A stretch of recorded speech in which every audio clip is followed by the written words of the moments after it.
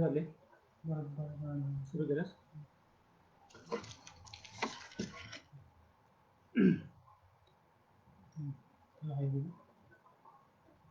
झालं.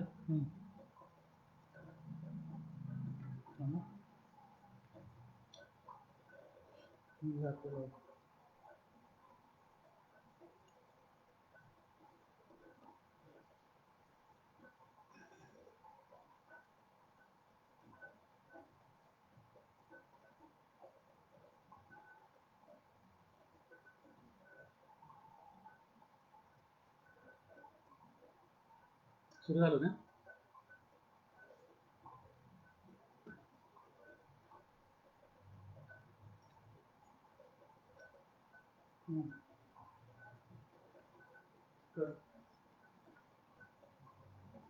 नमस्कार मंडळी.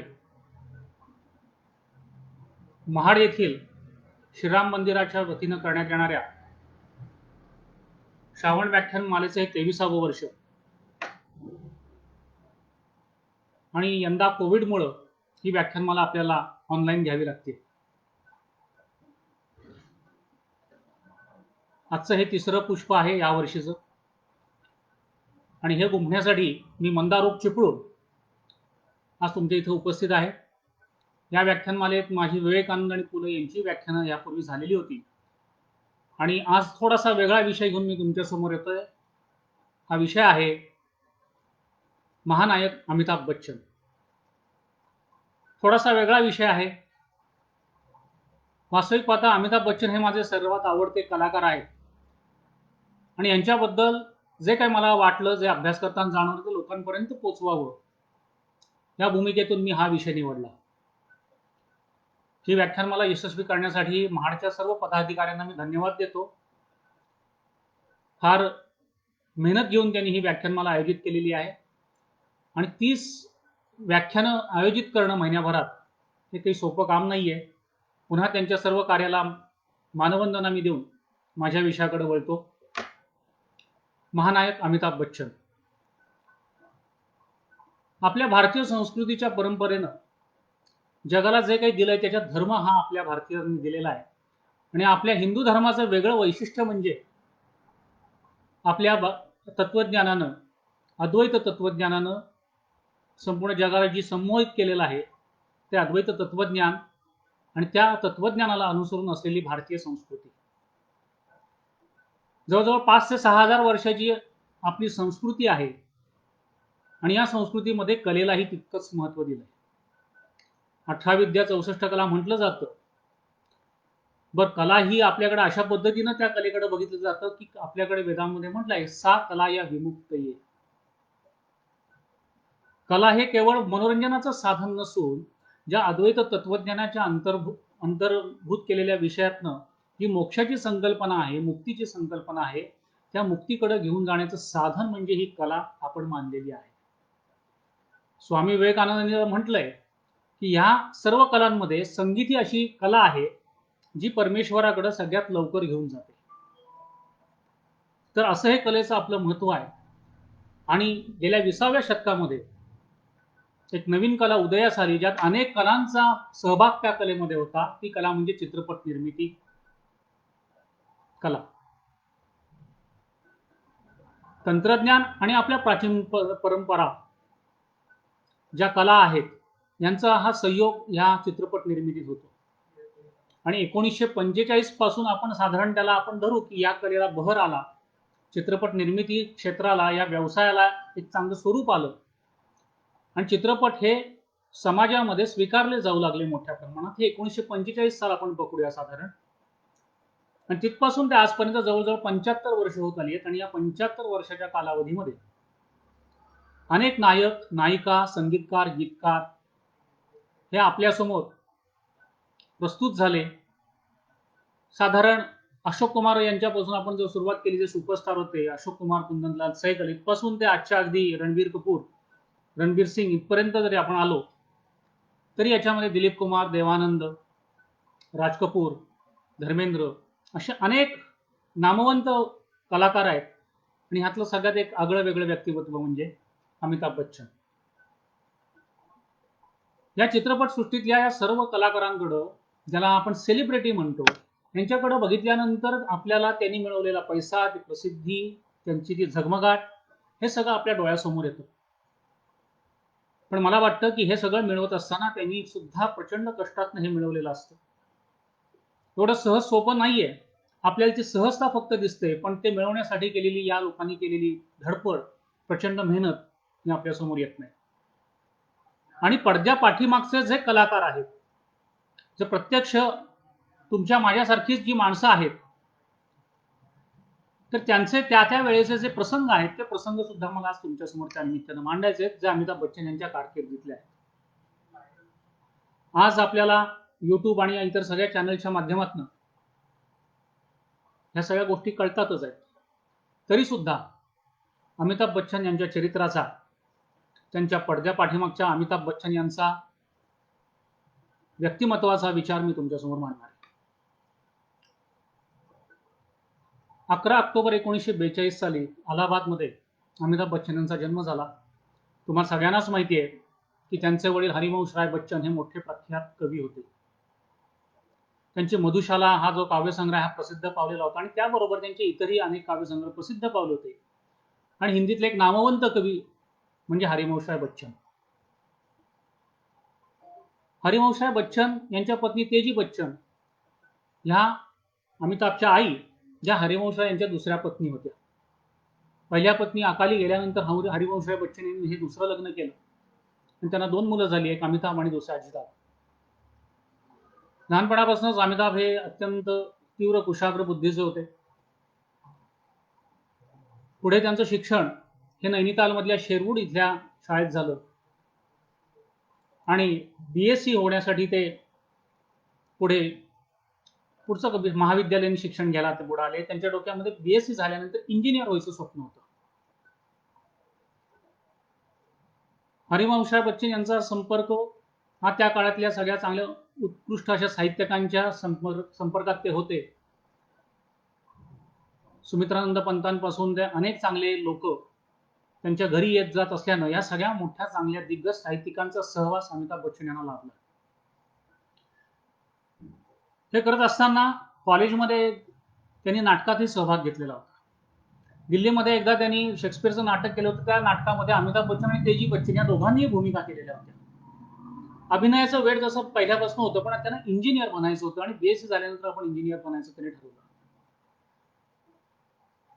आणि 1963 साली BSc झाल्यानंतर पुढचं इंजिनियर व्हायचं त्यांचं स्वप्न मनात राहिलं आणि कलकत्त्यामध्ये एका कंपनीमध्ये ते मॅनेजरपदी रुजू झाले आणि त्यांचा प्रवास वेगळ्या पद्धतीने सुरू झाला. मुळात आतमध्ये त्यांच्यात कलावंत दडलेला होता आणि तो कलावंत त्यांना स्वस्त बसून देत नव्हता. कलकत्त्यामध्ये काम करत असताना सुद्धा आपल्या गोतावळ्यातल्या, ज्याला कॉर्पोरेट हाऊस म्हणतो, अशा पद्धतीचं जे फ्रेंड सर्कल होतं, त्यांची नाटकं बसली जायची आणि त्या नाटकातनं अमिताभ बच्चन हे भूमिका करायचे. आणि एकदा हरिवंशराय बच्चन बाहेर परदेशी एका काव्य संमेलनाला गेलेले असताना त्यांनी कॅमेरा आणला आणि अमिताभ यांचा भाऊ अजिताभ यांनी त्या कॅमेऱ्यानं कलकत्त्यामध्ये अमिताभ बच्चनचे फोटो काढून साधारण 1967-68 दरम्यान त्यांनी मुंबईमध्ये जे कलाकारांचं एक सिलेक्शन व्हायचं आणि तिथे स्पर्धा व्हायची आणि त्या स्पर्धेच्या माध्यमातून ही मंडळी चित्रपटसृष्टीत प्रवेश करू शकत असत. अशा स्पर्धेला सुद्धा त्यांनी आपला फोटो वगैरे सगळे पाठवले होते, पण त्यात काही सिलेक्शन झालं नाही. इतकंच कशाला की दिल्लीच्या आकाशवाणीवरती वृत्त निवेदन करण्यासाठी, म्हणजे समाचार सांगण्यासाठी त्यांनी ऑडिशन टेस्ट दिली होती, पण त्यांचा आवाज तिथे फेल करण्यात आला आणि अमिताभ तिथेही नाकारले गेले. पण मनामध्ये एक जिद्द होती की आपण काहीतरी या क्षेत्रात करावं. अजिताभ यांचे ते काढलेले फोटो घेऊन अमिताभ बच्चन साधारण 67-68 दरम्यान मुंबईत आले. हरिवंशराय बच्चन यांचा मुलगा म्हणून त्यांची ओळख होतीच. नर्गिस यांच्या, म्हणजे सुनील दत्त आणि नर्गिस यांच्या घराण्याशी त्यांचा स्नेह होता, त्यामुळे त्यांची ती ओळख होती. 63 ते 68 दरम्यान एक 5-1 वर्ष थोडंफार तुटपुंजी त्यांनी काय जी आपली सेव्हिंग्स ज्याला म्हणतो ती जमवलेली होती आणि अशा पद्धतीनं त्या बळावरती अमिताभ मुंबईमध्ये दाखल झाले. खरं तर तेव्हाचे जे सगळे हिरो होते, नायक होते, त्यांना जी पर्सनॅलिटी होती, जे व्यक्तिमत्व होतं, असं व्यक्तिमत्व अमिताभ बच्चन यांचं नव्हतं. एकतर फारच उंच, 6 फूट 2-3-1 इंच उंची, प्रचंड अशी देहयष्टी असल्यानं उंचच्या उंच, ते त्या चौकटीत बसत नव्हते. चेहराही असा काही फार चॉकलेट हिरो ज्याला आपण म्हणतो तसा तो नव्हता. त्यामुळे बऱ्याच जणांनी त्यांचे ते फोटो बघितल्यावर हा कसा नायक होऊ शकतो म्हणून त्यांना नाकारण्यात आलं. पण त्यावेळेला 1969च्या दरम्यान अमिताभ यांचा प्रवेश 2 ठिकाणी झाला. एक म्हणजे सत्यजित राय यांचं भुवन शो म्हणून जो चित्रपट आहे, त्याचं ज्या चित्रपटाचं सुरुवातीचं ज्याला प्रस्तावना म्हणतो, नॅरेशन म्हणतो, त्या नॅरेशनला, प्रस्तावनेला आवाज जो होता तो अमिताभ बच्चन यांचा होता. आणि के अब्बास एक चित्रपट बनवत होते गोवा मुक्ती संग्रामावर. त्या चित्रपटाचं नाव होतं 7 हिंदुस्थानी. त्याचं कास्टिंग सगळं झालेलं होतं. त्यात एक जण होता, तो त्यात सिलेक्ट झालेला होता, पण त्याला संधी चालून आली की बाहेर असिस्टंट डायरेक्टर बनण्यासाठी, आणि म्हणून त्यांनी तो चित्रपट सोडला की ह्या चित्रपटात काम करण्यापेक्षा आपण असिस्टंट डायरेक्टर म्हणून काम करू, आणि म्हणून तो व्यक्ती त्या चित्रपटातून बाहेर पडला. आता आपण बाहेर पडल्यानंतर ऐत्या वेळेला कुणाचं तरी नाव तिथं द्यायला पाहिजे, म्हणून ते नाव अमिताभ बच्चन हे नाव पुढं करण्यात आलं, कारण ते मित्र होते. अमिताभ बच्चनचा जो हा जो गोतावळा, त्याच्यामध्ये शत्रुघ्न सिन्हा त्यांचे मित्र होते, मेहमूद जे विनोदी कलाकार आहेत त्यांचा भाऊ त्यांचा एक मित्र होता. असं एक ते छोटासा ग्रुप होता आणि त्या ग्रुपमधून ते काम करत होते.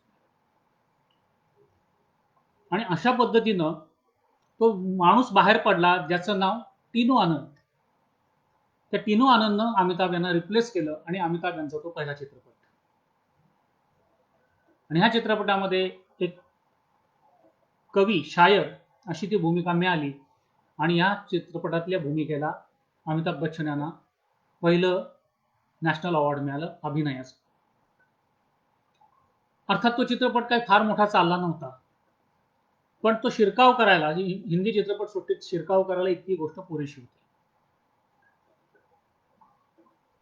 खरं म्हणजे त्याच्या अगोदर एक अशी घटना घडलेली होती, त्याचा दूरगामी परिणाम हा अमिताभ बच्चन यांच्या मनावर झाला होता. एके ठिकाणी शूटिंग चालू होतं आणि तिथे दिलीप कुमार, जे अमिताभ बच्चन यांचे आवडते अभिनेते, जे दैवत होतं अमिताभ बच्चन यांचं, तर दिलीप कुमारला भेटायला म्हणून ते तिथे गेले. सही मागायचा त्यांनी प्रयत्न केला, पण दिलीप कुमार गडबडीत होते, ती सही त्यांना मिळाली नाही, आणि आपल्या आवडत्या अभिनेत्याची सही मिळाली नाही असं दुःख ते मनात बाळगून परत आले. 1970 साल उजाडलं आणि त्याच वेळेला अमिताभ बच्चन यांची ओळख ही ऋषिकेश मुखर्जी चित्रपट दिग्दर्शक यांच्याशी झाली. ऋषिकेश मुखर्जींना एक वेगळा चित्रपट बनवायचा होता आणि त्याच्यासाठी त्यांना नवीन कोरा चेहरा हवा होता. चित्रपटाची जी नायिका होती ती नुकतीच पुण्यामध्ये फिल्म इन्स्टिट्यूटमध्ये काम करून आली होती. तिच्याबरोबर अजून एक तिचे 2-3 मित्र होते. त्यातल्या एका मित्राचं नाव असरानी आणि दुसऱ्या मित्राचं नाव पेंटल हे होते. आणि ती फिल्म इन्स्टिट्यूट मधली मुलगी म्हणजे दुसरी तिसरी कोणी नसून जया भादुरी. आणि जया भादुरीला घेऊन ते एक पिक्चर करत होते, आणि त्याला भेटायला ऋषिकेश मुखर्जी आणि अमिताभ बच्चन हे पुण्याला गेले, आणि तिथे पहिल्यांदा अमिताभ बच्चन आणि जया भादुरी यांची गाठभेट झाली. आणि तो चित्रपट जो होता ज्याच्यामध्ये त्यांनी जया भादुरीला घ्यायचा होता तो म्हणजे गुड्डी, आणि गुड्डीमध्ये अमिताभ बच्चन यांना घेण्यात आलं होतं. पण त्याच दरम्यान ऋषिकेश मुखर्जींचा आनंद, जो राजेश खन्नाचा एक अप्रतिम चित्रपट होऊन गेला, त्याचा सह अभिनेता म्हणून अमिताभची वर्णी लागली, आणि अमिताभला पहिल्यांदा एका चांगल्या पद्धतीनं प्रोजेक्ट करण्यात आलं. अमिताभला एक चांगली भूमिका मिळाली आणि अमिताभच्या भूमिकेची वाहवा तिथे झाली. वास्तविक पाहता सुपरस्टार ज्याला म्हटलं जातं, ज्याला पहिलं बिरुदावली मिळाली की चित्रपटसृष्टीचा, भारतीय चित्रपटसृष्टीचा, बॉलिवूडचा सुपरस्टार राजेश खन्ना याच्यासमोर उभं राहायचं होतं, आणि तितक्याच ताकदीनं अमिताभ बच्चननी ती भूमिका पार पडली, आणि ते नाव म्हणजे बाबू मोशाय. त्याबद्दल आनंद बद्दल अमिताभ असं म्हणतात की त्या दिवशी मी, आनंद जेव्हा रिलीज झाला तेव्हा मी जेव्हा सकाळी बाहेर पडलो तेव्हा मला जग ओळखत नव्हतं, पण 12 ते 3 आणि 3 ते 6 जेव्हा 2 शो फक्त झाले आणि संध्याकाळी परत येताना पेट्रोल भरायला गेलो, तेव्हा त्या पेट्रोल पंपावरती अनेकांनी मानव माझ्याकडे बघितलं आणि अमिताभ अमिताभ असं माझ्याबद्दल चर्चा केली. आणि ही जी ओळख पहिल्यांदा मला, मास अपील मला मिळत होतं, त्यानं मला बरं वाटलं. अमिताभ बच्चन यांची अशी जनमानसात पहिल्यांदी पकड आनंदमुळे त्यांना मिळाली. पण एवढं छोटंसं यश त्याला पुरेसं नसतं. हे करत असताना इतरही चित्रपट अमिताभ बच्चन यांनी स्वीकारलेले होते. जवळजवळ 10 ते 12 चित्रपट असे होते ज्याच्यामध्ये परवाना होता, देहरीचार होता, दो अंजाने होता. असे जे जवळजवळ 10 ते 12 पिक्चर आहेत ते चित्रपट ओळीनं पुढचे पडत गेले. त्यातला एक चित्रपट असा होता जो बॉम्बे टू गोवा, त्यातलं देखा ना है रे सोचा ना है रे हे जे गाणं आहे जे अमिताभने उत्स्फूर्तपणे डान्स केलेला आहे. खरं म्हणजे अमिताभना नृत्य अजिबात येत नसेल. त्यात प्रचंड गच्चे होते, पण हा उत्स्फूर्तपणे डान्स देखा ना है रे सोचा ना है हा बॉम्बे टू गोवा मध्ये त्यांनी केला. ते गाणं किशोर कुमार यांचं होतं, ते चांगलं गाजलं. कुठेतरी अमिताभ बच्चन यांची एक नोंद त्या गाण्यानिमित्तानं घेण्यात गेली, पण तो चित्रपट होता मेहमूद यांचा, विनोदी चित्रपट म्हणून तो चालला. आणि या चित्रपटाचा फार मोठं योगदान या चित्रपटाचं अमिताभ बच्चन यांच्या कारकिर्दीत पुढे वेगळ्या पद्धतीनं येणार होतं. ते कसं ते मी तुम्हाला सांगतोच आहे. पण हा चित्रपट सोडला तर बाकी अमिताभचे जवळजवळ 12 चित्रपट पुढे आले होते. त्याच वेळेला काही वर्षापूर्वी एका तरुण लेखक जोडी यांनी एक चित्रपट बनवला होता, सीता और गीता, जो राम और श्याम याची एक वेगळी कॉपी होती. फक्त त्याच्यात पुरुष डबल रोल होता आणि इथं स्त्रीचा डबल रोल होता. हेमा मालिनी केलेली ती भूमिका. या चित्रपटाचे दिग्दर्शक होते रमेश सिप्पी. म्युझिक होतं आर डी बर्मन यांचं.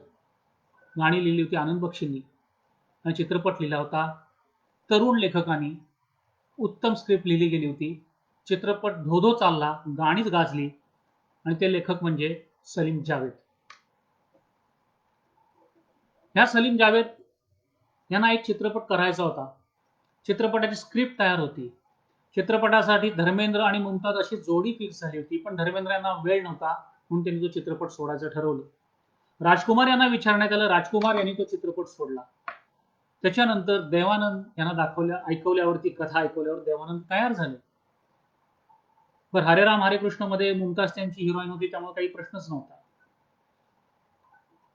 आणि हा चित्रपट करत असताना देवानंदना ती स्क्रिप्ट आवडली, पण त्यांच्या असं लक्षात आलं की ह्या चित्रपटामध्ये हिरोच्या तोंडी, नायकाच्या तोंडी एकही गाणं नाहीये.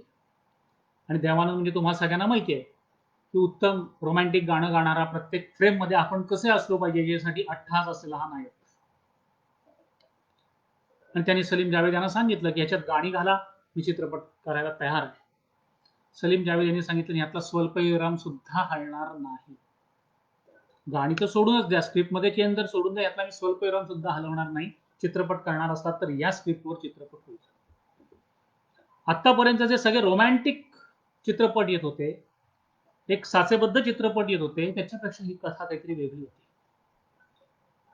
1947 स्वातंत्र्य म्हणून पुढे जवळजवळ 25 वर्ष होत आली होती.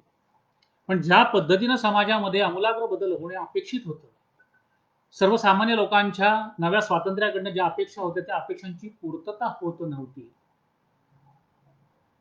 आणि कुठेतरी सर्वसामान्य माणसाच्या मनामध्ये जी धुसफूस होती आणि जे आपल्याला हवंय ते मिळवण्यासाठी आपण काहीतरी वेगळं केलं पाहिजे. अहिंसा वगैरे सगळी तत्व असली तरी ते प्रत्यक्ष जगताना या तत्वांचा किती उपयोग होता असे काही प्रश्न सुद्धा सर्वसामान्य जनांच्या मनामध्ये निर्माण होत होते. आणि कुठेतरी हे आता समाज मनाचं जे होतं ते प्रतिबिंब या चित्रपटातून येणं अपेक्षित होतं.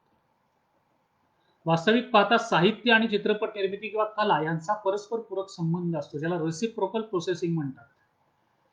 जे साहित्यात असतं ते समाजात उमटत असतं, कलेत उमटत असतं आणि कलेत असतं त्याचा परिणाम परत समाजावर होत असतो आणि ही प्रक्रिया एका वर्तुळासारखी घडत असते. आणि सलीम जावेद यांनी त्या चित्रपट अशा पद्धतीनं बदलायला नकार दिला. मग आता करायचं काय? मग त्याच्यामध्ये त्यांच्या डोक्यात आलं की नाही, बरं झालं, ही कथा पण सगळ्या सर्वस्वी वेगळी आहे, त्यामुळे याला सुद्धा आपण जरा एक अपरिचित असा वेगळा चेहरा घेऊया. मग घ्यायचं कोणाला? कारण तो सर्वसामान्य नायक नव्हता. अन्यायाविरुद्ध लढणारा, स्वतःच्या पूर्व इतिहासाकडे बघत समोरच्या माणसाच्या बाबतीत, खलनायकाच्या बाबतीत रिव्हेंज घेऊन द्वेषानं लढणारा एक लढवय्या, एका इन्स्पेक्टरची ती भूमिका होती आणि तो चित्रपट होता जंजीर. आणि मग या चर्चेमध्ये प्रकाश मेहरांचा हा चित्रपट, आणि या चर्चेमध्ये असं ठरलं की बॉम्बे टू गोवा मध्ये शत्रुघ्न सिन्हा विलन आहे आणि शत्रुघ्न सिन्हा आणि अमिताभ बच्चन यांची एका हॉटेलमध्ये मारामारी झाली. हा जो प्रसंग आहे तो हा प्रसंग ह्या लोकांनी पाहिलेला होता आणि त्यांचं असं लक्षात आलं की त्या प्रसंगामध्ये ज्या पद्धतीनं अमिताभनी हॉटेलमध्ये हाणामारीची दृश्य दिलेली आहेत, ज्या पद्धतीनं फायटिंग केलेली आहे, त्या फायटिंग मध्ये त्या अमिताभ बच्चन यांचं त्या जंजीर मधल्या इन्स्पेक्टर विजयचं इन्स्टिंक्ट होतं त्या फायटिंग मध्ये सलीम जावेद आणि प्रकाश मेहरा यांना दिसलं. शेरखानच्या भूमिकेसाठी प्राण तिथं होतेच, सगळं पूर्ण झालेलं होतं. आणि मग सरते शेवटी ठरलं की इथे ह्या चित्रपटात अमिताभ बच्चन यांना घ्यायचं. अशी अमिताभ यांची वर्णी लागली. पण प्रश्न मिटलेला नव्हता. 12 ते 13 चित्रपट पडलेल्या माणसाच्या बरोबर काम कसं करायचं, म्हणून मुमताज यांनी तो चित्रपट सोडला. आता तिथे हिरोईन बदलायची वेळ आली आणि मग आयत्या वेळेला तिथे जया भादुरी यांची नायिका म्हणून वर्णी लागली आणि तो चित्रपट आपल्या समोर जंजीर आला. जंजीर जो चित्रपट आला त्या चित्रपटानं अमिताभ बच्चन यांचं आयुष्य बदलून गेलं, हे तुम्ही सर्वजण जाणता. जंजीर चित्रपटाचा जो मुहूर्ताचा जो शॉट होता तो शॉट म्हणजे पोलीस स्टेशन मधला शेर खान आणि अमिताभ यांची जी पहिली नजर भेट आहे तो शॉट होता. अमिताभ फाईल घेऊन चालत असतो आणि फाईल चालता चालता शेर खान तिथे येतो आणि अमिताभ बच्चन इन्स्पेक्टर आहे तो तिथे बस न म्हणता शेर खान त्या खुर्चीमध्ये बसायला जातो आणि बसायला जात असताना अमिताभ तो लाथीनं ती खुर्ची उडवतो आणि सांगितलं जातं ये पुलिस स्टेशन है, तुम्हारे बाप का घर नहीं, जब तक शराफत से बैठने के लिए नहीं कहा जाता चुपचाप खडे रहो. हा जो शॉट दिला हा शॉट त्या चित्रपटाचा मुहूर्ताचा शॉट होता. आणि ज्या पद्धतीनं 2 फुटांवरनं अमिताभ बच्चन यांच्या चेहऱ्यावरचा त्वेष, ती डायलॉग डिलिव्हरी, हे जे सगळं प्राण यांनी 2 फुटावरनं बघितलं आणि हा शॉट ओके झाल्यानंतर प्राण प्रकाश मेहरा दिग्दर्शकांच्या जवळ गेले आणि त्यांनी कानात सांगितलं की एक वेगळा नायक आज बॉलिवूडला मिळालाय आणि हा चित्रपट नक्कीच वेगळ्या पद्धतीनं लोकांसमोर जाईल. प्राण यांचे शब्द अक्षरशः खरे ठरले. जंजीरमुळे अमिताभ एका रातोरात स्टार झालेले होते. याच वेळेला मगाशी जे म्हटलं की रमेश सिप्पी जे चित्रपट बनवत होते, सीतावर गीता झाला होता म्हणजे, आणि त्याच रमेश सिप्पींना आता तो एक वेगळ्या चित्रपटावरनं एक मसालेदार चित्रपट, ऍक्शन पॅक चित्रपट बनवायचा होता. त्याची कथा लिहिली गेलेली होती. तीही कथा सलीम जावेद यांनीच लिहिलेली होती. आणि इकडे सलीम जावेद एके ठिकाणी जंजीर करत होते आणि दुसऱ्या ठिकाणी दुसऱ्या चित्रपटाची निर्मिती चालू होती आणि तो चित्रपट म्हणजे शोले. जंजीरचे दिग्दर्शक होते प्रकाश मेहरा आणि शोलेचे दिग्दर्शक होते रमेश सिप्पी, यांनी सीतावर गीता केला होता. टीम तीच होती, संगीतकार तेच, गीतकार तेच, बाकी सगळं तेच. फक्त तो म्युझिकल कॉमेडी चित्रपट होता आणि आता इथे एक ऍक्शन पॅक जरा एक वेगळ्या पद्धतीचा चित्रपट होता. चित्रपटाचं नाव होतं शोले. हे शोलेचं जे शूटिंग होणार होतं ते बेंगलोरमध्ये होणार होतं. तुम्हाला सगळ्यांना सर्वश्रुत आहे. रामपूर जे गाव तिथे बसवलं गेलं ते गाव आजही बेंगलोर जवळ आहे. संपूर्ण शूटिंग मोस्टली आउटडोअर होणार होतं. आणि इकडे अमिताभ मुंबईत काम जे करत होता ते इंदोरमध्ये काम चालू होतं. हे सगळं चालू असताना अमिताभ बच्चन यांच्यासमोर आणखीन एक जंजीर नंतर चित्रपट आला होता. त्या चित्रपटाचे दिग्दर्शक होते यश चोप्रा. यश चोप्रांनी त्याच्या अगोदर राजेश खन्नाबरोबर दाग चित्रपट केलेला होता. तो चांगला चालला होता आणि त्या चित्रपटासाठी राजेश खन्ना हिरो होते आणि राजेश खन्ना आणि यश चोप्रा यांच्यामध्ये काही वादावादी झाली आणि त्यांनी राजेश खन्नाला बाजूला केलं आणि तिथे त्यांनी अमिताभ बच्चन यांना घेतलं आणि तो चित्रपट होता म्हणजे जो सगळ्यांना तुम्हाला माहिती आहे, दीवार. इकडे शोले जो आलेला होता तर शोलेची स्टारकास्ट अशी होती. शोलेमध्ये संजीव कुमार, धर्मेंद्र, हेमा मालिनी, नवीन होऊ घातलेला गब्बर सिंग आणि शत्रुघ्न सिन्हा यांचं नाव चर्चेत होतं. पण शत्रुघ्न सिन्हा त्यावेळेला ज्या चित्रपटाच्या यशस्वीतेमुळं जरा कुठेतरी हवेत होते, ज्याला आपल्या साध्या मराठी भाषेत म्हणायला हरकत नाही, ज्यांचे पाय जमिनीवरनं वर उडत होते. तर अशी स्टारकास्ट आणि बाहेरचं बेंगलोरवरचं आउटडोर शूटिंग हे सगळं ताळमेळ बनवताना या सगळ्या मोठ्या स्टार लोकांचे इगो सांभाळणं कठीण जाईल. आणि जरा कुठे 4 यशस्वी चित्रपट झाल्यानंतर शत्रुघ्न सिन्हा यांचं जे उशिरा येणं आणि हे सगळं अशा पद्धतीचं जे काम होतं ते काम अनप्रोफेशनल होतं. आणि म्हणून आपल्याला हे सगळं झेपणार नाही, म्हणून आपण नायक बदलावा असा विचार केला. चित्रपटाचे रायटर जे होते सलीम जावेद यांचा आणि अमिताभ बच्चनचे संबंध जंजीर पासून अतिशय चांगले होते. तिकडे जो दिवार होता त्या दिवारची स्क्रिप्ट सलीम जावेद यांचीच होती. आणि म्हणून धर्मेंद्र आणि सलीम जावेद यांच्या पुरस्कारानं, त्यांच्या कुठल्या तरी मध्यस्थीनं अमिताभ बच्चन यांना ही शोलेची भूमिका मिळाली. सांगायचा मुद्दा काय, शोले, जंजीर, दीवार हे तिन्ही चित्रपट जे सुपर डुपर हिट झाले, हे तिन्ही चित्रपट सुपर डुपर हिट झाले, यातल्या दिग्दर्शकांची पहिली पसंत अमिताभ बच्चन नव्हते.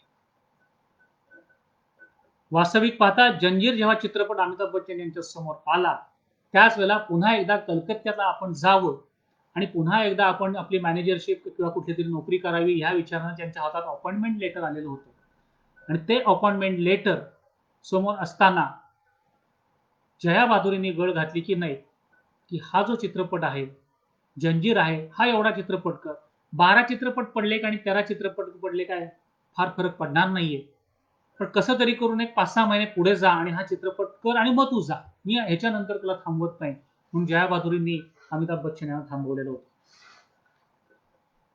आणि अशा पद्धतीनं परतीची वाट जवळ निवडलेली होती आणि त्या परतीच्या वाटेवरनं परत फिरलेला हा महानायक अमिताभ बच्चन. आणि असं यश त्यांच्या समोर या 3 चित्रपटातनं मिळालं. वास्तविक पाहता शोलेचं जे यश आहे हे यश सोपं नव्हतं. हा वेगळ्या धाटणीचा चित्रपट होता. पाश्चिमात्य सगळे तंत्रज्ञ बोलवलेले होते. 70 mm चा हा चित्रपट होता, भव्य दिव्य होता, त्याचं टेक्निक वेगळं होतं. आणि हा चित्रपट जेव्हा रिलीज झाला तेव्हा अमिताभ बच्चन हे कभी कभीचं शूटिंग करायला काश्मीरमध्ये होते. जवळजवळ आठवडाभर हा चित्रपट जेव्हा रिलीज होऊन प्रत्यक्षात चित्रपटगृहात लागला तेव्हा काही फार मोठीशी रिॲक्शनच येत नव्हती लोकांकडनं. वास्तविक पाहता रमेश सिप्पींचे वडील जी.पी. सिप्पी यांना पूर्ण विश्वास होता की हा चित्रपट नक्की चालेल, हा वेगळा चित्रपट आहे, दर्जेदार आहे आणि ह्याला जनमानसातनं नक्की प्रेरणा मिळेल. आता हा चित्रपट चालतोय की नाही असा प्रश्न पडला. 10 दिवस झाले तरी याच्याकडनं काहीच अपेक्षा नव्हती, म्हणून या चित्रपटाचा शेवट बदलायचा की काय याच्यासाठी बोलणी सुरू झाली. आणि ह्याची सगळी जुळवाजुळव करत असताना काही अचानक काही जादू व्हावी अशा पद्धतीनं जवळजवळ 15 दिवसानंतर या चित्रपटानं गर्दी खेचायला सुरुवात केली. गंमत अशी होती की हा जो चित्रपट होता ह्या चित्रपटाला रिॲक्शन कशी द्यायची हेच तेव्हाच्या सर्वसामान्य जनतेला कळलं नाही, इतका तो वेगळा चित्रपट होता. चित्रपटाची लांबी भरपूर होती, चित्रपटाचे प्लॉट्स वेगळे होते, तो विनोदी पण चित्रपट होता, तो तितकाच रंजक होता, तितकाच तो हाणामारीच्या वेगळ्या दृश्यांनी चित्रित झालेला, त्याला स्टंट्स म्हणतात, हे वेगळे सर्वस्वी स्टंट्स होते. आणि ह्या चित्रपटाला रिॲक्शन कशी द्यायची हे सर्वसामान्य माणसाला कळेना आणि तो चित्रपट समाजात मुरायला काही 8-10 दिवस जावे लागले. आणि चित्रपट बदलायची काय आवश्यकता, त्याचा शेवट बदलायची काय आवश्यकता भासली नाही. आणि चित्रपट या चित्रपटाने जो इतिहास बनवला तो तुम्हाला सर्वश्रुत आहे. अशा पद्धतीनं अमिताभ बच्चन यांची कारकीर्द एक वेगळ्या पद्धतीने झाली आणि चित्रपट सृष्टीला एक अँग्री यंग मॅन नावाची बिरुदावली असलेला हा नायक मिळाला. हे करत असताना अमिताभ बच्चन यांच्या व्यक्तिमत्वाची काही महत्वाच्या गोष्टी तुम्हाला इथे सांगाव्यासारख्या वाटतात. एकदा यश मिळायला लागल्यानंतर ह्या चित्रपटसृष्टीमध्ये असे अनेक दिग्गज कलाकार आहेत की जी स्वतःची मतं दुसऱ्यावर लादायला लागतात, चित्रपट निर्मितीच्या प्रक्रियेमध्ये हस्तक्षेप करायला लागतात, स्वतःचा एक कंपू तयार करून ती लोक जगायला लागतात. पण अमिताभ बच्चन यांनी असं कधी केलं नाही. त्यांनी योग्य ठिकाणी त्या चित्रपट निर्मितीच्या मूल्यांवरती वादविवाद घातले, पण आपल्या मर्यादा त्यांनी कधी सोडल्या नाहीत. जे आपलं चित्रपटाचं टायमिंग असतं ते टायमिंग यांनी कधीही चुकवलेलं नाही. जे तेव्हा होते, जे यशाच्या शिखरावर होते, तेव्हाही त्यांनी तसंच तो वेळ पाळलेली होती. जेव्हा तरुण होते त्यांनी ती तशीच वेळ पाळलेली होती आणि आज वयाच्या 78व्या वर्षी सुद्धा हा माणूस कुठेही उशिरा पोहोचत नाही. अमिताभ बच्चन आणि शत्रुघ्न सिन्हा हे पूर्वी एके ठिकाणी एकत्र राहायचे जेव्हा अमिताभ बच्चन यांचं नाव नव्हतं तेव्हा. कालांतराने त्यांनी एकत्र चित्रपटही केले. पण ह्या दोन मित्रांमध्ये वितुष्ट आलं. मधले काही काळ यांच्यामध्ये बोलाचाल नव्हती, पण आज परत हे दोघंही मित्र पुन्हा एकत्र छान पद्धतीनं नांदतायत. त्यांची मैत्री पुन्हा जुळलेली आहे. हे करत असताना अमिताभ बच्चन यांनी गमतीनं म्हटले की एके ठिकाणी सकाळच्या शेड्यूलमध्ये आम्ही शूटिंग करायचो. मी आणि शत्रुघ्न सिन्हा एका चित्रपटामध्ये एके ठिकाणी काम करायचो आणि दुसऱ्या ठिकाणी संध्याकाळचं दुसऱ्या शिफ्टचं शूटिंग असायचं. ते आणि मी एकाच स्टुडिओमधनं एकाच वेळेला दोघंही बाहेर पडायचो. मी तिथे वेळेवर पोहोचायचो, पण शत्रुघ्न सिन्हांना तिथे पोहोचायला 2-3 तास लागायचे जास्तीचे. ते मध्येच कुठं जायचं हे कळत नाही, असं एका मुलाखतीत त्यांनी गमतीनं शत्रुघ्न सिन्हा बाजूला असताना त्यांनी म्हटलेलं आहे. हा गमतीचा भाग झाला, पण एक प्रोफेशनल पर्सन म्हणून अमिताभ बच्चन यांनी ही बंधनं कायम पाळली. आणखीन एक किस्सा मला तुम्हाला सांगायचा आहे की जिथे अमिताभ बच्चन यांचं प्रोफेशनल अप्रोच ज्याला म्हणतो आपण, व्यावसायिकता त्यांच्या मनातली, त्यांच्या व्यक्तिमत्वातली कशी असते ती तुम्हाला सांगतो. 1981 सालच्या दरम्यान कालिया चित्रपट आला. त्या चित्रपटाचे दिग्दर्शक होते टिनू आनंद, ज्याने टिनू आनंदनी अमिताभला सात हिंदुस्थानीमध्ये स्वतः बाहेर पडल्यानंतर अमिताभ यांना इंट्रोड्यूस केलेलं होतं. त्यांचा हा चित्रपट चालू असताना एक सीन आहे, त्या सीन मध्ये अमिताभ बच्चनना त्या समोर त्या सीन मध्ये एक शेर मांडायचा असतो. बरं, तो सीन लिहित असताना टिनू आनंदचे वडील इंद्रराज आनंद, जे स्वतः उत्तम संवाद लेखक होते, हे त्याच चित्रपटाचे संवाद लेखक होते. त्यांनी तो सीन आदल्या दिवशी पहाटे जवळजवळ 2 ते 3 पर्यंत बसून तो लिहिलेला होता. त्याच्यावर भरपूर चर्चा केली होती आणि त्यांनी तो सीन लिहिलेला होता. आणि तो सीन जेव्हा चित्र करायची वेळ आली तेव्हा तो सीन टिनू आनंद अमिताभ बच्चन यांना समजावून सांगत असताना अमिताभ यांनी सांगितलं की ह्या सिच्युएशन मध्ये अशा पद्धतीनं हा शेर मांडणं उर्दू मधला हे मला काय पटत नाही, हा काय सीन तुम्ही कॅन्सल करा. टिनू आनंद यांनी सांगितलं की माझ्या वडिलांनी आणि मी पहाटे जवळ 3 पर्यंत बसून ह्याच्यावर चर्चा केलेली आहे, भरपूर विचार विमर्श केला आणि त्याच्यावरनं आम्ही हा सीन लिहिलेला आहे. माझे ज्येष्ठ वडील जे इतके जुने जाणते लेखक आहेत, त्यांनी एवढा विचार केल्यानंतर हे बदलावं असं मला वाटत नाही. अमिताभ बच्चन यांनी सांगितलं हे जर करायचं असेल तर मी काम करणार नाही, मी चित्रपट सोडून देईन. त्याच्यावर टिनू आनंद म्हटले, सर तुम्ही असं का करताय? तुम्ही चित्रपट सोडण्यापेक्षा दिग्दर्शक म्हणून मी चित्रपट सोडतो, पण जर सीन हा शूट झाला तर अशाच पद्धतीने शूट होईल. दोघंही तत्वानी एकमेकाच्या भूमिकावर अडून बसलेले होते. शेवटी टिनू आनंदने सांगितलं, अमिताभजी एक काम करूया, हा चित्रपट जेव्हा रिलीज होईल तेव्हा ह्या सीनला जर लोकांनी टाळ्या वाजवल्या नाहीत तर मी चित्रपट सृष्टी सोडून देईन. ह्या सीनला जर लोकांनी टाळ्या वाजवल्या नाहीत, हा जर सीन लोकांनी एक्सेप्ट केला नाही तर चित्रपट सृष्टी मी सोडून देईन. आणि जर जो स्वीकारला गेला तर तुम्ही चित्रपट सृष्टी सोडून जाल का? 81 साल म्हणजे अमिताभ यशाच्या शिखरावर असताना अमिताभ बच्चन यांना टिनू आनंद सारख्या, ज्याचा हा पहिलाच चित्रपट होता, त्यांनी अशा पद्धतीने चॅलेंज देणं ही मोठी गोष्ट होती. हे चॅलेंज ऐकल्यानंतर सर्वसामान्य माणसाचा जो अहंकार बळावलेला असतो, जो एवढं यश ज्याच्या डोक्यात असतं, त्या माणसानं ते चॅलेंज स्वीकारलं जर असतं किंवा त्यांना राग जर डोक्यात घातला असता तर टिनू आनंद यांची संपूर्ण कारकीर्द ते नामशेष करू शकले असते. एवढी ताकद अमिताभ बच्चन यांची त्यावेळेला होती. पण हे ऐकल्यानंतर अमिताभने सांगितलं ठीक आहे, आपण हा सीन करायचा, चला. अशा पद्धतीने तिथे तो समेट झाला. कारण दिग्दर्शक हा चित्रपटाचा कॅप्टन असतो हे अमिताभ बच्चन यांना माहित होतं. प्रश्न तत्वाशी होता, तत्वाशी ते भांडत होते. त्यांनी तो सीन केला, पिक्चर कंप्लीट झाला, चित्रपट चालला. पण अमिताभ बच्चन यांनी ते डोक्यात ठेवलं नाही, कारण याच टिनू आनंदचा पुढचा चित्रपट शहेनशाह वगैरे हे चित्रपट अमिताभ बच्चन यांनी पुढे केले. सांगायचा मतितार्थ काय मित्रांनो, मंडळी, रसिको, की मगासपासून मी जे सांगतोय की अमिताभ बच्चनचं वेगळेपण, मला असं वाटतं की अपयश पचवणं हे सोपं असतं, पण यश पचवणं हे कठीण असतं आणि अमिताभ हे यशाच्या शिखरावर असताना त्यांनी यश पचवलेलं होतं. यशाच्या शिखरावर असताना सुद्धा त्यांनी निर्मात्यासाठी आपण उशिरा गेलो म्हणून त्याचं नुकसान होतंय म्हणून त्यांनी कधीही ते उशिरा कुठल्याही पिक्चरच्या शूटिंगसाठी गेले नाहीत. अमिताभ बच्चन हे पडद्यावरती आपल्याला जे हिरो दिसतात पण पाठीमागं पडद्याच्या कशा पद्धतीनं ते काम करतात त्याचं हे एक उदाहरण होतं. दुसरं एक उदाहरण तुम्हाला मी आज तिथं मुद्दामून सांगणार आहे. हे दुसरं उदाहरण म्हणजे अनुपम खेर यांनी स्वतः सांगितलेलं आहे. अनुपम खेर हे सारांशच्या माध्यमातून आपल्या समोर आले, चित्रपट चालला, त्याच्यानंतर अनुपम खेर यांचं नाव चर्चेत आलं. त्यांनी फार मोठा स्ट्रगल केलेला होता आणि 4 पैसे, बंगला, गाडी, घरदार आल्यानंतर अनुपम खेर यांनी स्वतः सांगितलंय की एवढं यश मिळाल्यानंतर एक डोक्यामध्ये मी अनुपम खेर अशी एक हवा माझ्या डोक्यात होती. आणि अनुपम खेर आणि अमिताभ बच्चन यांचा पहिला चित्रपट म्हणजे आखरी रास्ता, जो मद्रासच्या प्रोड्युसरचा होता आणि शूटिंग त्याचं मद्रासमध्ये झालं होतं. मेचे दिवस होते, शूटिंग मद्रासमध्ये चालू होतं आणि त्यांची जी व्यवस्था केलेली होती कलाकारांची, तिथले त्या रूम मधले सगळे एसी बंद पडले होते, काहीतरी टेक्निकल प्रॉब्लेम होता.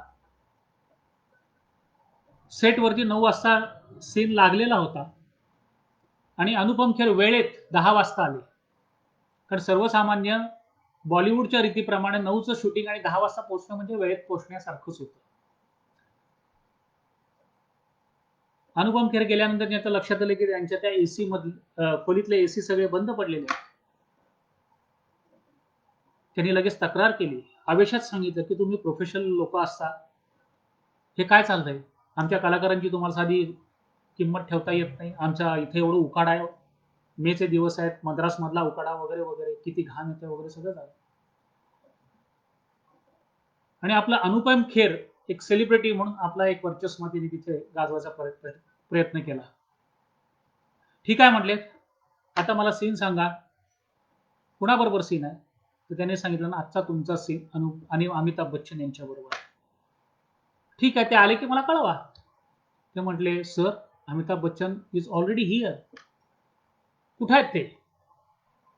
तर बाजूलाच असलेले अमिताभ बच्चन यांना अनुपम खेर यांना ओळखता आलं नाही. म्हणजे डेव्हिडच्या भूमिकेतले जे अमिताभ आहेत, टोप घातलाय, काळा पॅन्ट, काळी शर्ट, त्याच्यावरती ती ज्याला आपण कांबळी म्हणतो अशा पद्धतीने कंबल म्हणतो, ती कंबल घेतलेली अशी पाठ आणि तो टोप घातलेला अमिताभ बच्चन पुस्तक वाचत सेट वरती वाट बघत होते.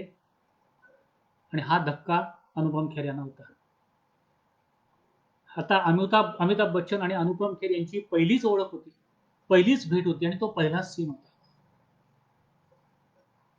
आणि आपल्या हातनं झालेली ही चूक लक्षात आल्यानंतर अनुपम खेर अमिताभ बच्चन यांच्या समोर गेले आणि त्यांनी काहीतरी आता बोलायलाच पाहिजे, कसं बोलायचं म्हणून त्यांनी लगेच सांगितलं, सर आपने एसी वगैरह सब बंद है, वहां बहुत गर्मी हो रही है, आपको यहाँ गर्मी नहीं लग रही है?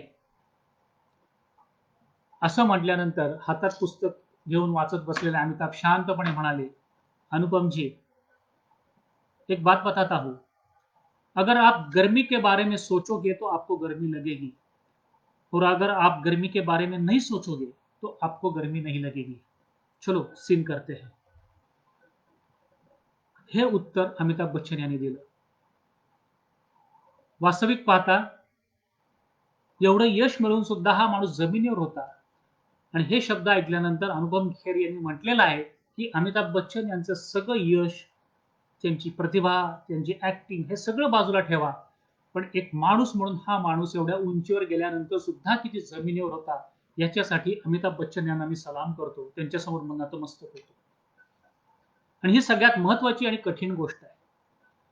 आणि म्हणून मला असं वाटतं की अमिताभ बच्चन यांनी नंतर जे अपयश पुन्हा एकदा बघितलं, ते अपयश ते पचवू शकले याचं कारण त्यांनी यश पचवलेलं होतं. आणि असाच किस्सा याच्या अगोदर चित्रपटसृष्टीत होऊन गेलेला होता. साधारण 68-69 पासून ते 73 पर्यंत जवळजवळ सलग 17 ते 18 चित्रपट ओळीनं, ज्याला सिल्वर जुबली म्हणू, ज्याला गोल्डन जुबली म्हणू, काही मग त्याला तुम्ही नाव द्या, पण जे सुपर हिट झालेले होते, हे चित्रपट देणारे सुपरस्टार, पहिले सुपरस्टार राजेश खन्ना, जे उत्तम अभिनेते होते, तेही या यशाच्या शिखरावरती होते. आणि या यशाच्या शिखरावर असताना त्यांनी एक चित्रपट केलेला होता. तो चित्रपट होता बावर्ची. या बावर्चीच्या चित्रपटाला प्रस्तावना विवेकानंद यांचे नॅरेशन ज्याला म्हणतात, निवेदन, हे अमिताभ बच्चन यांचं आहे. आणि हे अमिताभ बच्चन यांचं निवेदन तिथे असताना ऋषिकेश मुखर्जींचाच बावर्ची चित्रपट, त्याची हिरोईन जया भादुरी होती. आणि जया भादुरीला भेटायला जाताना राजेश खन्ना तिथे असायचे आणि जया भादुरीला भेटायला जाताना अमिताभ तिथे जायचे. आणि त्या सेटवरती एकदा राजेश खन्नांच्याकडनं अमिताभ बच्चन यांचा अपमान झाला. हा अपमान जया भादुरीला पाहवला नाही. आणि त्याच फ्लोअरवरती जया भादुरींनी राजेश खन्नांना सांगितलं की एक दिवस असा येईल की हाच माणूस उद्या तुझ्यासमोर तुझ्या इतकाच मोठा राहिलेला तुला दिसेल, उभा राहिलेला दिसेल. आणि जया भादुरीचे ते शब्द नंतर कालांतरानं खरे ठरले. अमिताभ बच्चन आणि राजेश खन्ना यांनी आनंद नंतर नमक हराममध्ये पण काम केलं. तोही चित्रपट ऋषिकेश मुखर्जींचाच होता.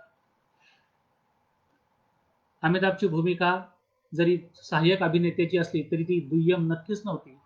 अमिताभनं आपल्या त्या भूमिकेतनं चित्रपटात आपलं स्वतःचं असं एक स्थान नक्कीच दाखवलेलं होतं, मिळवलेलं होतं. हाही चित्रपट उत्तम चित्रपट होता. आणि त्याच्यानंतर मात्र हे दोन अभिनेते एकत्र आले नाहीत. त्याच्यानंतर हे जर बघायला मिळाले असतील तर ते आपल्याला नसीब चित्रपटात जान ज्यानी जनार्दन गाण्यात राजेश खन्ना त्या गाण्यात येतात, तेव्हाच ही मंडळी आपल्याला नंतर बघायला मिळाली. तर असं हे सगळं पडद्या पाठीमागचं सगळं चित्र होतं. पडद्या पाठीमागचं अमिताभ असं होते. हे झालं त्या क्षेत्रातले अभिनय करणाऱ्या लोकांच्या समोर. पण सर्वसामान्य लोकांच्या समोरचा एक किस्सा मी तुम्हाला सांगणार आहे. अमिताभ बच्चन रात्री 3 शिफ्ट मध्ये काम करायचे. आणि ज्याचं जे डबिंग केलं जायचं, ते डबिंग जे असायचं ते पहाटे केलं जायचं. कारण आपण झोपल्यानंतर सकाळी उठतो तेव्हा आपला जो आवाज असतो तो खर्जात सकाळी पहाटे असतो. आणि अमिताभ बच्चन काही थोडीशी विश्रांती घेऊन पहाटे डबिंगला जायचे. 9 ते 12 ही पहिली शिफ्ट असायची. पण कधी कधी ही वेळ बघून, पहाटेची वेळ बघून अमिताभ तिथे त्या डबिंगला 6 ते 9 या डबिंगला वेळेत जात असताना एकदा डबिंगला उशीर झाला. 9 ते 9:30 झाले. 9च्या शिफ्टची मंडळी बाहेर वाट बघत होती. अर्थात आज डबिंग चाललेलं अमिताभचं म्हणून लोक खुश होते की अमिताभला बघायला मिळतंय. अमिताभ बाहेर आले, उशीर झाला होता. खरं म्हणजे त्यात त्यांची फार मोठी चूक नव्हती. पण बाहेर पडल्यानंतर मात्र आपल्यामुळं ह्या बाकीच्या लोकांना अर्धा तास वाट बघावी लागली. म्हणून सर्वसामान्य जे तंत्रज्ञ होते डबिंगचे, त्यांच्यासमोर अमिताभ बच्चन यांनी हात जोडून माफी मागितली की माझ्यामुळे तुम्हाला उशीर झाला, मला क्षमा करा. ही गोष्ट मी तुम्हाला सांगतोय 1981-82च्या दरम्यानचीच, जेव्हा अमिताभ बच्चन यशाच्या शिखरावर होते. आणि डबिंगवरनं आणखीन एक गोष्ट सांगतो. आज मला आता ह्या डबिंगवरनं एक प्रसंग आठवतोय. हा प्रसंग आहे जेवार चित्रपटातला. जेवार चित्रपटातला जो शेवट आहे, त्या शेवट जो चित्रीकरण केलेलं आहे, ते चित्रीकरण करत असताना अमिताभनी गोळी लागल्यानंतर आपल्या त्या देवळात येऊन आपल्या आईच्या मांडीवरती ते आपला प्राण सोडतं. तो जो संपूर्ण प्रसंग आहे, तो प्रसंग एवढ्या तन्मयतेनं, आत्मीयतेनं अमिताभ बच्चन यांनी केलेला होता. खरोखरच अप्रतिम दृश्य होती ती. आणि ह्याचं जेव्हा डबिंग करायची वेळ आली प्रत्यक्षात स्टुडिओमध्ये, त्या स्टुडिओमध्ये डबिंग केल्यानंतर अमिताभ बच्चन यांच्या लक्षात आलं की ज्या तन्मयतेनं, ज्या इंटेन्सिटीनं मी तो शूट तिथे केलेला होता, तिथे ज्या पद्धतीने मी डायलॉग बोललो होतो, ती इंटेन्सिटी, ती आत्मीयता, ती तळमळ ह्या आता इथे डबिंग मध्ये येत नाहीये, ते उतरत नाहीये. ते होतं ते अप्रतिम होतं. डबिंग झाल्यानंतर यश चोप्राकडे ते गेले. यशजींना त्यांनी सांगितलं की यशजी, अशी अशी गोष्ट आहे आणि मला वाटतं आपण हे डबिंग न करता जो ओरिजिनल आपण जो सीन शूट केला, ते जे रेकॉर्डिंग झालंय, तेच रेकॉर्डिंग आपण चित्रपटात ठेवूया. ते सगळं ऐकल्यानंतर यशजींना पण ते पटलं आणि यशजींनी तो जो ओरिजिनल शूट झालेला जो प्रसंग आहे, तो जसाच्या तसा त्या चित्रपटात ठेवलेला आहे. आणि तो चित्रपट आपण जर नीट बघितला तर आजूबाजूचे बारकावे जे असतात, बारीक आवाज जे असतात, त्या बारकाव्यासकट ते आवाज त्या शूटिंग मध्ये आपल्याला त्या चित्रपटाच्या त्या असं दृश्यात आपल्याला बघायला मिळतात. थोडासा बाहेरचा डिस्टर्बन्स आपल्याला बघायला मिळतो. वास्तविक ते डबिंग करून अमिताभ यांना जाता सुद्धा आलं असतं, पण स्वतःच्या त्या भूमिकेशी अमिताभ बच्चन यांनी कम्पेअर करून आपली स्वतःचं जे मत होतं, आपली भूमिका होती, ती त्यांनी यशजींना सांगितली. एका लाईफ टाईम अचीव्हमेंट अवॉर्डमध्ये अमिताभ बच्चन यांना यशजींच्या हस्ते जेव्हा सत्कार करण्यात आला, तर यश चोप्राने अमिताभ बच्चन यांचं वर्णन असं केलं होतं की भूमिका चित्रपटाची कथा हा कथाकार लिहितो, लेखक लिहितो, दिग्दर्शक त्याला स्वतःच्या पद्धतीनं समोर मांडतो, पण कथा लेखक आणि दिग्दर्शक याच्या पलीकडे जाऊन विचार करणारा अभिनेता फार क्वचित असतात. आणि अशा हातावर बोटावर मोडण्यासारखे ज्याला म्हणतो, हाताच्या बोटावर मोडण्या इतका जे कमी अभिनेते आहेत त्यातले अमिताभ बच्चन आहेत, आणि म्हणून ते आज इथे आपल्या समोर आहेत. असा गुणगौरव यशजींनी अमिताभ यांचा केलाय की दिग्दर्शक आणि कथाकार, पटकथाकार यांच्या पलीकडे जाऊन त्या भूमिकेचा विचार करणारा अभिनेता होता. आणि त्याचं एक उदाहरण हे दीवारच्या चित्रपटाच्या शूटिंगचं मी तुम्हाला सांगितलं. वास्तविक त्याच्यानंतर अमिताभ यांच्या यशस्वी चित्रपटांची कारकीर्द वाढतच लागली. असं नव्हते की त्यांचा प्रत्येक चित्रपट चाललाच. काही चित्रपट चालले, काही चित्रपट चालले नाहीत, तेही होत. हे करत असताना चित्रपटाकडे बघताचा एक जो दृष्टिकोन असतो बघण्याचा, तो दृष्टिकोन असा अमिताभ बच्चन यांचा होता की ही एक इंडस्ट्री, हा एक व्यवसाय आहे. हा व्यवसाय करत असताना निर्मात्यांनी त्यांचे पैसे गुंतवलेले असतात आणि समोर आलेला जो प्रेक्षक आहे, ह्या प्रेक्षकांना त्यांनी जे पैसे दिलेले असतात आणि 3 तासाचं एक मनोरंजन घेऊन किंवा आपलं धकाधकीचं आयुष्य जे असतं ते विसरून काहीतरी घ्यायला, मनोरंजन करून घ्यायला तिथे तो माणूस आलेला आहे. तर आपला जो प्रेक्षक आहे त्या प्रेक्षकाला आपण त्याला जे हवं ते थोडं द्यायला पाहिजे, आणि ते देत असताना आपल्याला काही जे सांगायचं या कलेच्या माध्यमातून ते आपण सांगावं. पण त्यांनी प्रत्येक वेळेला चित्रपटाची निर्मितीचा व्यवसाय म्हणून सुद्धा विचार केलेला आहे. आणि अशा पद्धतीनं एक प्रोफेशनल पर्सन, प्रोफेशनल ऍक्टर म्हणून अमिताभ बच्चन यांची कारकीर्द घडलेली आहे. आता अमिताभ बच्चन यांचे चित्रपट आपल्या समोर आणणारे दिग्दर्शक कोण? एक प्रकाश मेहरा, दुसरे रमेश सिप्पी, तिसरे यश चोप्रा, चौथे मनमोहन देसाई यांचं एक वेगळंच प्रकरण आपल्याला याच्यासमोर मांडता येईल. आणि सगळ्यात महत्वाचे आगळे वेगळे म्हणजे ऋषिकेश मुखर्जी. ऋषिकेश मुखर्जी यांच्याबरोबर अमिताभ बच्चन यांनी सगळ्यात जास्त चित्रपट केलेले आहेत आणि या चित्रपटाची संख्या जवळजवळ 11 भरते. या 11 चित्रपटामध्ये पहिला त्यांचा 70 सालचा आनंद होता आणि सगळ्यात शेवटचा 81 सालचा बेमिसाल होता. यात गोलमालमध्ये आणि गुड्डीमध्ये स्पेशल अपीअरन्स आहे, तर बावर्ची या चित्रपटामध्ये त्यांनी नॅरेशन केलेलं आहे. या 11 मधले 3 चित्रपट जरी आपण बाजूला केले तरी 8 चित्रपट ऋषिकेश मुखर्जींबरोबर केलेत, ज्याच्यामध्ये अँग्री यंग मॅनची भूमिका अमिताभ बच्चन यांची नाहीये.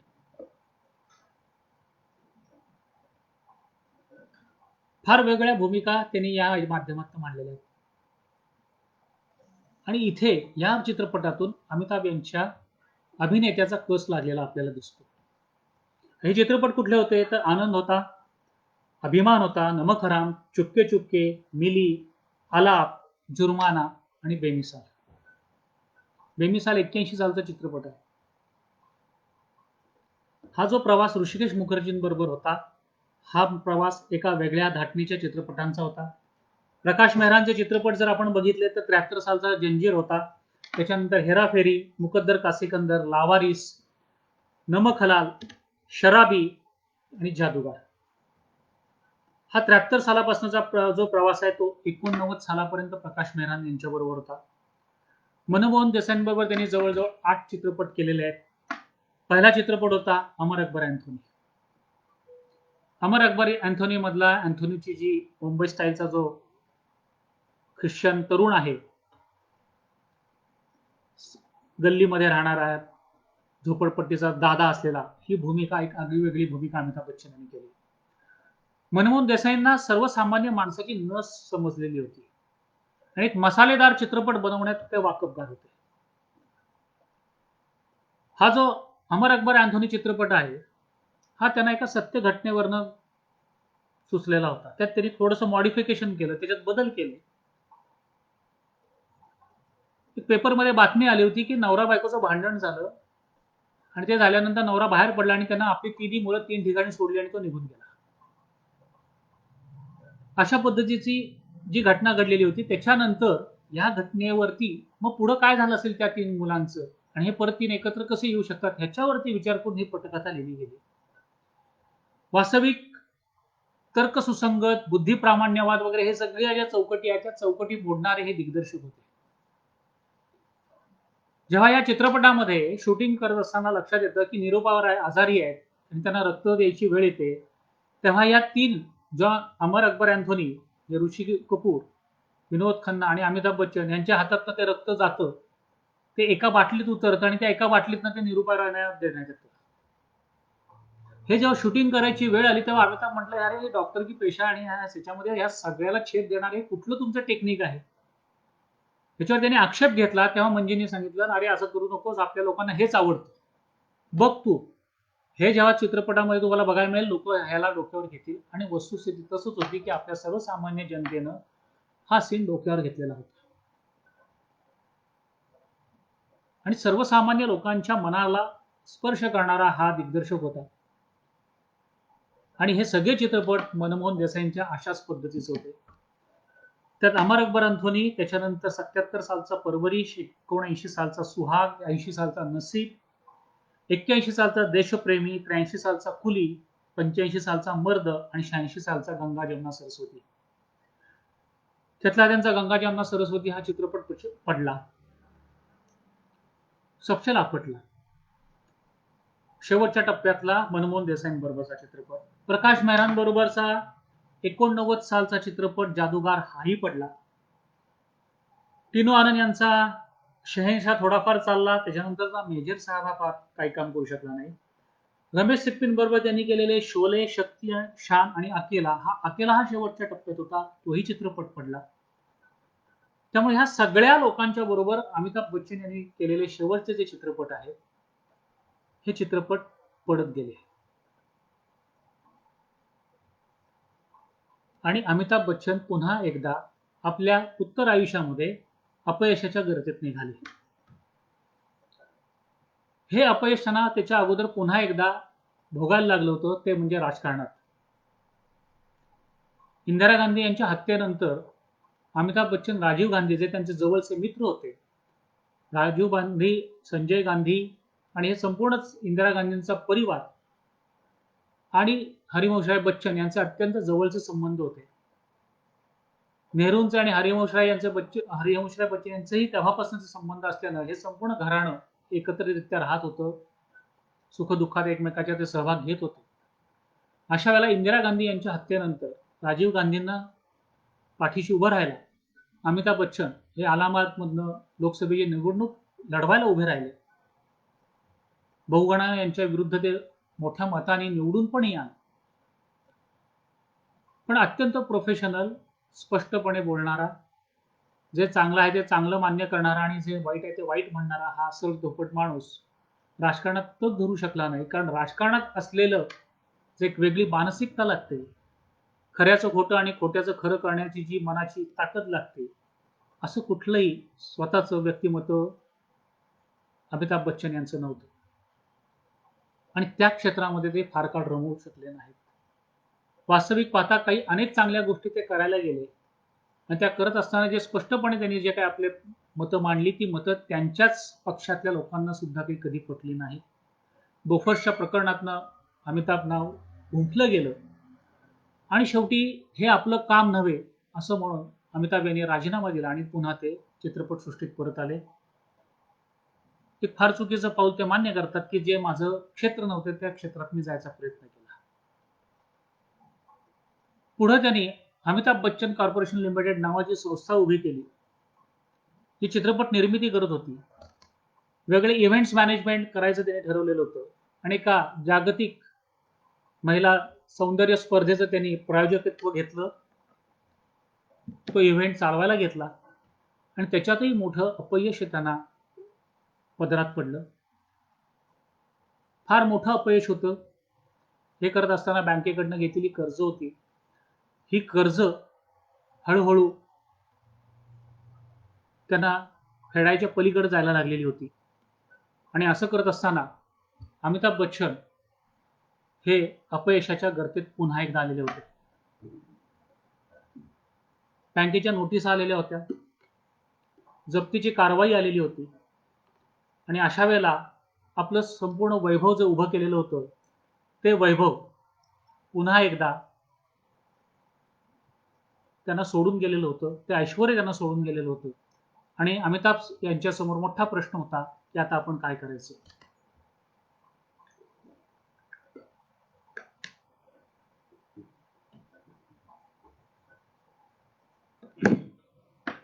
आणि अमिताभ बच्चन यांनी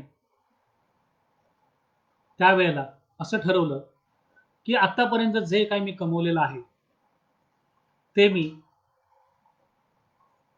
या अभिनेत्याच्या भूमिकेतूनच कमवलेलं आहे आणि अभिनय सोडून जे काही मी आजपर्यंत करायला गेलो ते करत असताना अपयश माझ्या पदरात पडलंय. त्यामुळं आता जे काही मला परत कमवायचं ते मी अभिनय करूनच कमवेन. आणि अशा वेळेला हातात काम नव्हतं, लोक त्यांच्याकडे फिरकत नव्हते. अशा वेळेला आपल्या जुहूच्या बंगल्यातनं प्रतीक्षा बंगल्यातनं ते बाहेर पडले गेटमधनं. पलीकडच्या गल्लीत त्यांचे मित्र राहत होते यश चोप्रा, ज्यांच्याबरोबर त्यांनी अतिशय चांगले चित्रपट केले. तिथे जात असताना अमिताभ बच्चन यांच्या मनामध्ये प्रचंड वेगवेगळे विचार होते आणि ते यशजींकडे गेले आणि यशजींना सांगितलं, यशजी मला काम हवंय, मला काम द्या. आणि यशजींनी अमिताभ बच्चन यांचं म्हणणं मानलं. त्यांना मोहब्बत या चित्रपटामध्ये चांगली भूमिका दिली, त्यांच्या वयाला शोभेल अशी भूमिका दिली. कारण 45 ते 50च्या मध्ये अमिताभने ज्या भूमिका केल्या त्या फारच हलक्या स्वरूपाच्या होत्या. ते चित्रपट सुद्धा तद्दन होते आणि मोहब्बतेमधनं एक वेगळे अमिताभ बच्चन आपल्याला बघायला मिळाले. त्याच वेळेला कौन बनेगा करोडपती हा टीव्ही शो त्यांच्या समोर आला आणि तुम्हा सगळ्यांना माहिती आहे की अमिताभ बच्चन यांनी इतिहास घडवला. कौन बनेगा करोडपती आणि नंतरचे त्यांचे येणारे प्रत्येक चित्रपटानं, मग ब्लॅक असो, पा असो, तो अगदी आत्ताचा पिकू पर्यंत असे चित्रपट असो, ह्याच्यामध्ये अमिताभ यांची भूमिका, अभिनय हा बहरलेला दिसतो. एक अँग्री यंग मॅन आणि एक चौकटबद्ध जो अभिनेता आपल्याला अमिताभ बच्चन यांच्यातला पहिला बघायला मिळतो, त्याच्यापेक्षा अमिताभ बच्चन यांची उत्तरार्धातली जी अभिनय म्हणून किंवा अभिनेता म्हणून जी कारकीर्द आहे ती अधिक व्यापक अष्टपैलू पद्धतीची आपल्याला बघायला मिळते. ते सगळं अपयश होऊन वयाच्या आज 78व्या वर्षी अमिताभ बच्चन हे आजही एक तेवढेच व्यस्त अभिनेते आहेत. कौन बनेगा करोडपतीचं यश तुम्हाला माहिती आहे, आज जवळजवळ 7 ते 8 त्याचे वेगवेगळे राऊंड झाले. आजही कौन बनेगा करोडपती तितकंच लोकप्रिय आहे. अतिपरिचयात अवज्ञा अशी अवस्था कौन बनेगा करोडपतीची नाहीये.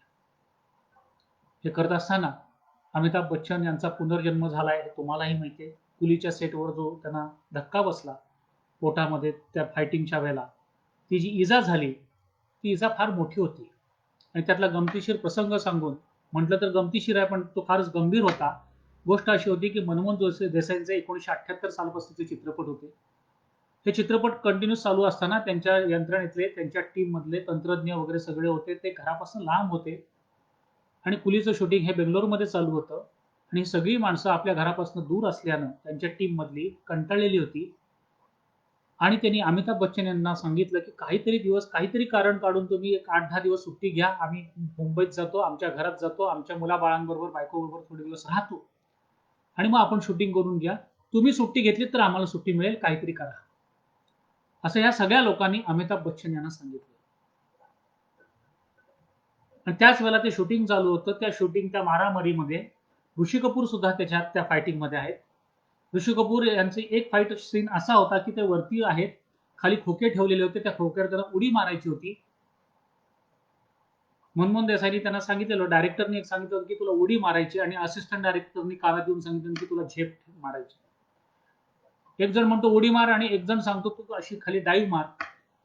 ते कळलं नाही आणि ऋषी कपूर यांनी ती त्याच्यात डाईव्ह मारली आणि डाईव्ह मारल्यानंतर खाली जे तरट होतं त्या तरटावरती त्यांचा चेहरा घासला गेला आणि चेहऱ्याला जखम झाली. हे बघितल्यानंतर अमिताभ बच्चन येऊन सांगितलं, अरे एवढा कठीण प्रसंग होता आणि तू कुठली तालीम न करता अशा पद्धतीने तू कसं काही घाई गडबडीत केलास, काळजी घ्यायला पाहिजे होतीस, असं त्यांनी ऋषी कपूर यांना दरडावून सांगितलं.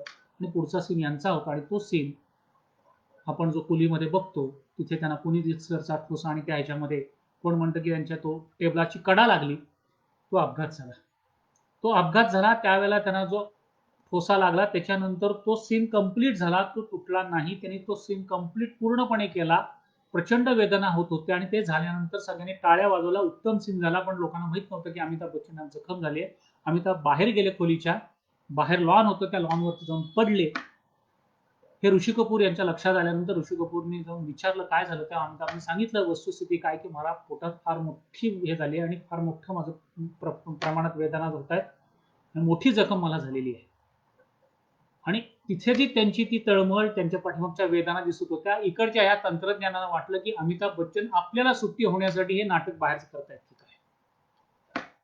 आणि त्यांना आनंद झाला की बरं झालं आपल्याला 8-10 दिवसाचं सुट्टी मिळेल, हे नाटक आपल्यासाठी बाहेर चाललेलं आहे. पण ते नाटक नव्हतं, ती वस्तुस्थिती होती. आणि त्याच्यानंतरचा तो सगळा इतिहास तुम्हाला माहिती आहे. अमिताभ बच्चन यांना तिथे ऍडमिट केलं. 2 दिवसांनी त्यांना मुंबईत आणण्यात आलं. मुंबईत सुद्धा आल्यानंतर ते अनकॉन्शियस होते. आणि एका महत्वाच्या क्षणी की अमिताभ आता जिवंत राहतायत की नाहीत असा प्रश्न निर्माण होता.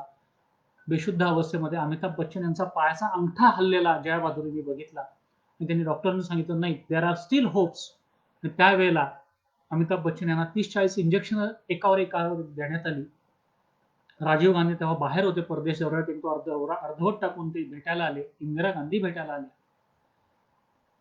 आणि संपूर्ण भारतीयांनी, त्यांच्या चाहत्यांनी जगभरातून त्यांच्या चांगल्या आरोग्यासाठी प्रार्थना केल्या. त्या प्रार्थनेला फळ आलं आणि अमिताभ तिथनं पुन्हा एकदा बरे झाले आणि त्यांनी परत आपली सगळी पुढे कारकीर्द चालू ठेवली. तो जो अपघात झाला ती तारीख होती 24 जुलै 1982. आज 23 जुलै आहे. आजही अमिताभ एक वेगळ्या लढ्याला सामोरे जात आहेत. हा लढा त्यांच्या लहानपणापासून पुजलेला होता म्हणा, तरुण्यापासून होता. अनेक ठिकाणी त्यांना अनेक अपघात झाले. शराबीच्या वेळेला त्यांच्या हातामध्ये बॉम्ब फुटला होता, त्यामुळे त्यांचा हात जायबंदी झाला होता. तारुण्यामध्ये त्यांच्या मानेवरती गाठ झाली होती, ते ऑपरेट केली, त्याच्यामुळे त्यांच्या नसांना धोका झाला. अनेक प्रकारच्या व्याधी त्यांना झाला. त्यांना लिव्हरला इजा झाली. आजही त्यांची 25 ते 30% लिव्हर काम करते. अशा अनेक शारीरिक व्याधी अंगावर बाळगून त्याला पार करून या सगळ्या लढ्याला छेदून आज हा अभिनेता वयाच्या 78व्या वर्षी पुन्हा लढतोय. ते लवकरच बरे होऊन आपल्याकडे परत घरी येणार आहेत अशी बातमी आजच होती. आशा करूया त्यांना उत्तम आरोग्य लाभो आणि अधिक चांगल्या भूमिका, अजून वेगळ्या भूमिका तुम्हा आम्हाला त्यांनी आपल्याला द्याव्यात, त्यांच्याकडनं त्या व्यक्त व्हाव्यात आणि कलाकार म्हणून ते अजूनही आपल्याला अशाच पद्धतीनं मनोरंजन आपलं करत राहोत अशी मी सदिच्छा परमेश्वराकडे करतो. आज हे अमिताभ बच्चन 1 तासात तुमच्यासमोर मांडणं थोडंसं कठीण होतं. कारण एवढा मोठा त्यांचा जीवनपट आहे. एखाद्या कादंबरीला शोभेल असं ज्याचं चरित्र होतं ते अमिताभ बच्चन. त्यातले 1 तासामध्ये मांडायचं जे शिवधनुष्य होतं ते मी आज तुमच्यासमोर करण्याचा प्रयत्न केलाय. कठीण होतं. तुम्ही ते गोड मानून घ्यावं. महाडवासियांनी माझ्यावरती टाकलेला विश्वास त्याला मी धन्यवाद देतो आणि तुम्हा सगळ्यांची रजा घेतो. धन्यवाद.